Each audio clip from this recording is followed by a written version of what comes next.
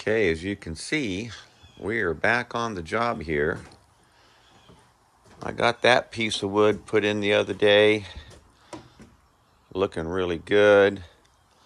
Re-screwed and worked on all of this upper area quite a bit. Then I got down here and I started on this lower area. Replaced one board. I actually have one more of those boards available that I can replace additional boards if needed. But I still have to go through this whole section. As you can see, we still have some boards rising up here. And of course, my sander will take that down, but I probably want to see if I can get a screw or two in there first. And then just kind of go through the whole thing. Adding screws, installing screws. Get this thing just as about sound as I can. As you can see, look at this. There's boards here where they never put a screw in it. See, that's why it's lifting up. Look at, no screw here. See how it's rolling up? Same with this one here. None here, and both sides are rolling up. So it's so important, guys. Here's another one. Missing a screw. You only have one chance at really making this a good deck to start with. And that's what's so important. So many contractors are just putting out shoddy work. Look at this board here. Missing a screw here, no screws here. Missing, look, it's curled up. Missing, curled up. Missing, curled up. No screws at all. Missing, look at the flex in this. It's just embarrassing for contractors. Look at this. There are 2 screws in this whole board. There should be 6. Embarrassing. Okay, so I pretty much got all the carpentry work finished up. You recall the other day we started off with replacing this board because it was poorly cut when it was replaced previously. Looks like I found another. There were, I think, 2 pieces in this section of 8 foot right there that that were warped badly on each end. As you can see right here, here's another badly warped board, but I tried to cinch it down well with screws and only got really so far. So we're just going to sand that down. You're going to be amazed what this will look like once it's sanded. And so before I do the sanding though, previous contractors, the frickin' slop hounds, splattered old deck coating all over it. So what I did, I cleaned it off. And what did I use? All right, I'm gonna go down this list here. These are your typical latex paint remover products out there. This very first one, this drip strip, I can't tell you how long I've had this can of cleaner. This is the absolute best cleaner there is ever. It takes it off in just seconds, where this goof off product, it's pretty much like you're just goofing off. But I haven't tried to find this product. It's made by Dave's Drip Strip latex dried remover, and man, I'm telling you, it works great. So I'm gonna try to find some more of that, but as you can see, I did a pretty good job with the products I had. It used to look just like that side. So I'm gonna try to get the bulk of that stuff off of there before I start refinishing the floor. Now, I may have mentioned to you, we're gonna sand it with a drum sander. So here's what we've got.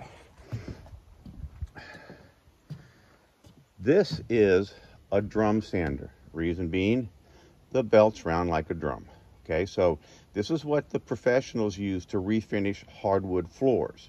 Now, that's a real hardwood floor, not a laminated floor, but I'm talking about a real, you know, I think it's 5/8 or 3/4 inch real wood, tongue and groove, cinched together.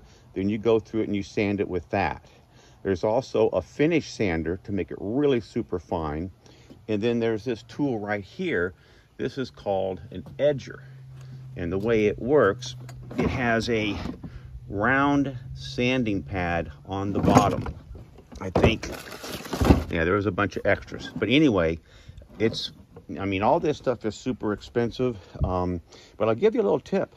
You can very often find these items used at like a Home Depot or any sort of a rental agency. They typically will keep them for X amount of time and then they sell them. So depending upon how popular refinishing floors are in those certain areas is going to determine what kind of condition you'll find these in. And I seem to be able to find them in pretty good condition and pretty much buy them, you know, maybe 50 cents on the dollar, 60 cents, 70 cents sometimes, depending on the condition. But that's a good access to look for when trying to buy used equipment. So I'm going to do a little bit more cleaning of that wood, and then we're going to get out here and get to work on sanding these floors. And I just can't wait.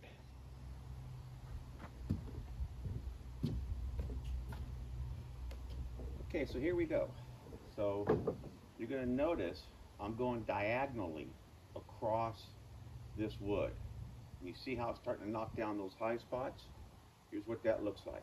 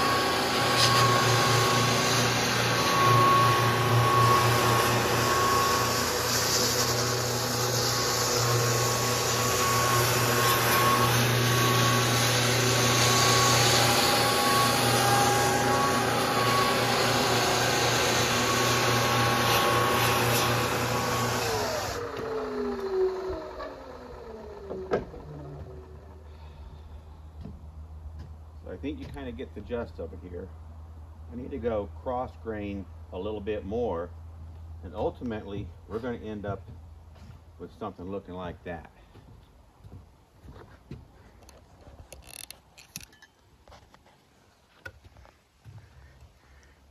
That is going to make for a real nice deck floor. So, all I got to do is all of that, and all of that, and all of that, and all of that. Yeah, so I better get busy. We'll chat again soon. Okay, so here we go. Got our first section finished. I wouldn't say completely finished, but for the most part, I'm feeling good about it. Now, you're going to see a little bit of paint left, and those are basically just low spots. But as you recall, in the very beginning, we weren't looking to make this deck completely flat or smooth, although some sections have turned out really nice. These are just boards that are badly cupped, and I don't feel it's worth the effort to grind on them to the point where we get those low spots out. All we're doing is taking a chance of hitting more screw heads and messing up our pads. So as far as a deck that we're going to paint, you know, not if we're going to do a semi-transparent stain, then yeah, maybe we might want to sand some more. But for paint, I think we're good to go. I'll be back. Okay. As you can see, I was able to get this entire section sanded. Now, I am going to go around this perimeter with my edger, but I always like to do the inner field section first, so that when you do the edging, the back wheels of the edger are actually rolling on flat surface versus a bumpy surface. So I'm going to, actually I could go ahead and do this lower section now if I felt like getting down there on my hands and knees, which I don't right now. So I'm going to pull this sander up here on top, and I'm going to start getting this section cleaned up, work my way in. Yeah, so that's it. I think I figured out yesterday I have roughly around 900 square feet of decking, a little bit less. It's about 35 by 25. So yeah, that's a pretty good sized deck. And then maybe eventually I might even screen in this one section here. But we'll have to play that by ear. Let's get this ready for the winter first. Okay, I want to point something out here.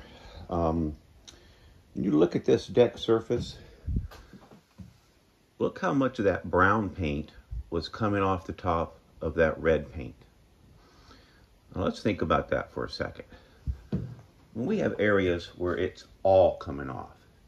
Now, what that tells me is whoever put this brown paint on did a very poor job of prepping this surface. You should at least pressure wash it.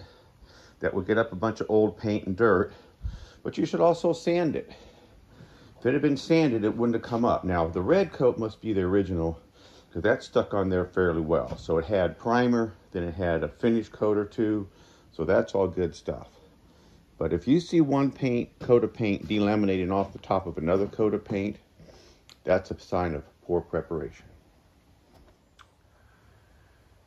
Okay, so we've got pretty much everything sanded.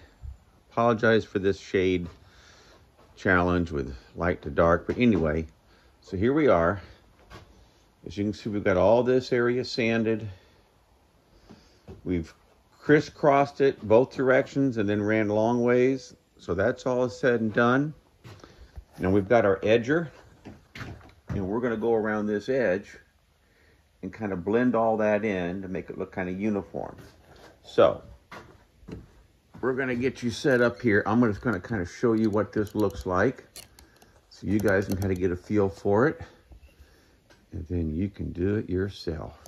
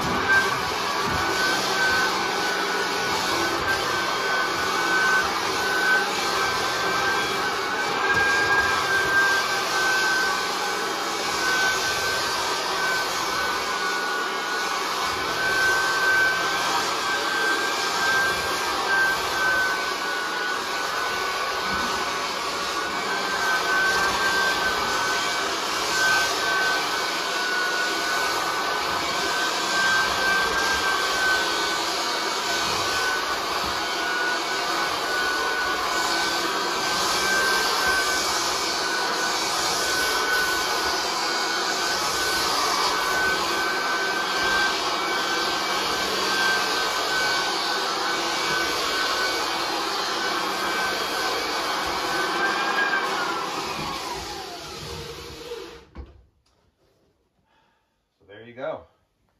Just slowly work your way in. Remember, we're just knocking down the high spots, not really worrying about the low spots. And yeah, we'll work our way around this, and we'll call it a day. Watch the football game. See you then.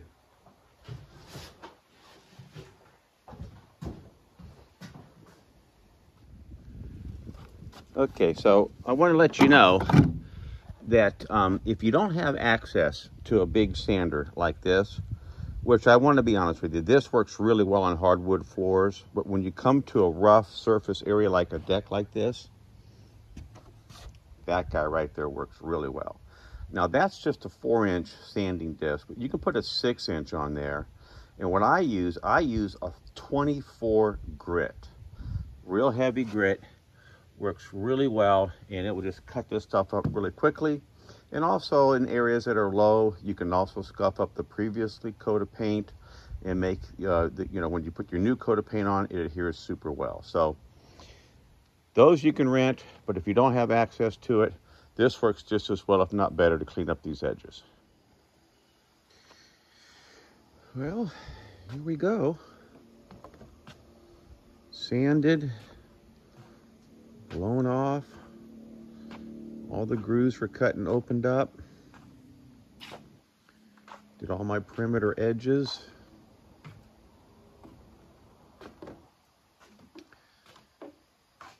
Tomorrow, we're gonna go get some stain, or some paint, I should say, paint and primer.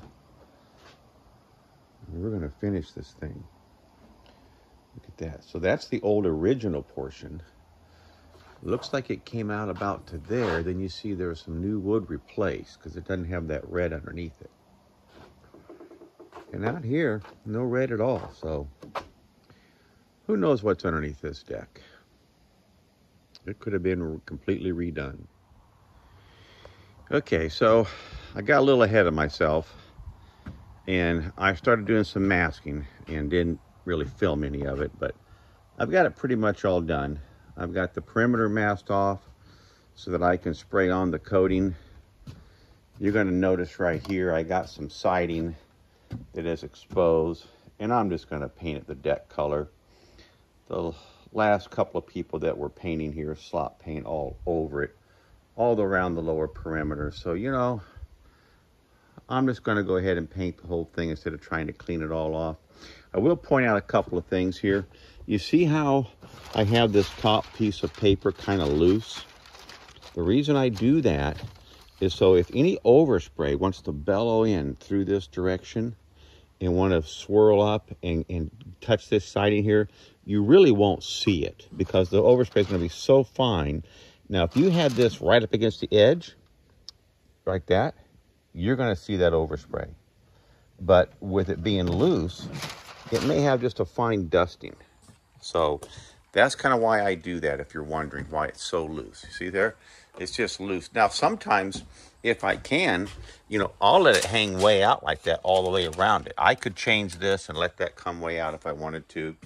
But I'm going to shoot this with a small tip and come in it at a couple of different angles because I want to be able to get on this inside edge of the wood there. See, so I'm going to shoot it like this, and then I'm going to shoot it like that. And then whatever build up, so basically I'm aiming for the groove. Whatever build up hits there, I'll take a roller and roll it out. So that's what we got. We got her all masked off. Got my spray rig out here. If you've been watching any of my other videos, you know I've been refurbishing these decks out here. I'm waiting on some more oil to come in, so I've got to transfer this over from diesel fuel into latex deck paint. Now, I've researched the heck out of this stuff, and I'll tell you a couple of things I've learned. So this is the best and most expensive paint that Behr sells for deck coatings and things of that nature. It's a solid color stain and sealer. So they make regular stains, they make other stains for deck floors, but from what I've figured out, this is the better one. So we're going to put it on there. Doesn't need any primer. So I've got a 5-gallon pail of it. Should be enough for at least 2 coats. And that's what we're going to do. We're going to get her done. Okay, so as you see, all the masking is completed. And I got the spray rig all set up. And we're going to spray some paint on. Now, the one thing I want to point out is that we want to get into the grooves between the 2 boards, or however many boards. But in between the couple of boards, there's always a groove. We want to try to get some paint in there. So there's a couple of different ways you can do it. One way is just go up and down like this. Point it this way, come back, point it that way. Point it this way, point it that way. Now, you just want to be cautious that you just don't overload the whole floor. But I myself, I'm always a big fan on lots of paint. Now, the other way is you just go like this. You angle it this way, like so, then you come back and angle it that way. Now, in my opinion, that typically will put on a little bit more paint. So if you have a floor that's real fresh like this, because we, completely sanded it. As you can see, a lot of the paint did come up. So it's pretty porous, and I always like to fill the screws up if I can. So I may do that more on the second coat than the first. So I'm gonna get after this, and we'll roll back around and show you some more tape of how it turns out.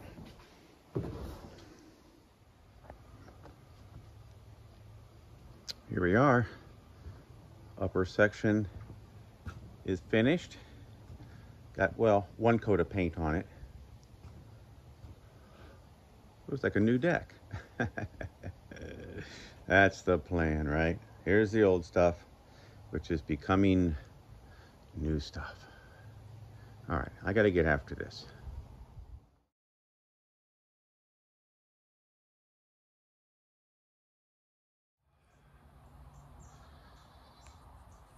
All right. You can see we got her all finished up. Got a couple of good coats of, it's a combination stain sealer from Behr Paints. It's supposed to be the best there is. So I figured with all the work and effort I put into sanding and preparing this deck, that it only made sense to do that. So as you can see, we had all kinds of highs and low spots, which for the most part are looking really good. That drum sander, it really does a good job. And I had a couple little pieces of furniture I painted. And then next I'm gonna get some paint on those doors and frames. And then I might even take and build a wall right through here, all the way over from one side to the next, and screen it in. Because in the fall and the spring, it's so nice just to come out here and enjoy a nice, either a cool evening or a cool morning or just fresh air. Then you can open all the doors up on the house and get fresh air in, but no bugs. So yeah, so that's what we did. Glad you guys all hung in there with me. Now I can furnish it. Get some nice chairs, maybe a couch, coffee table. And of course, if I screen this whole thing in, I'll carpet this section of the floor. So stay tuned. We'll see where we go from here.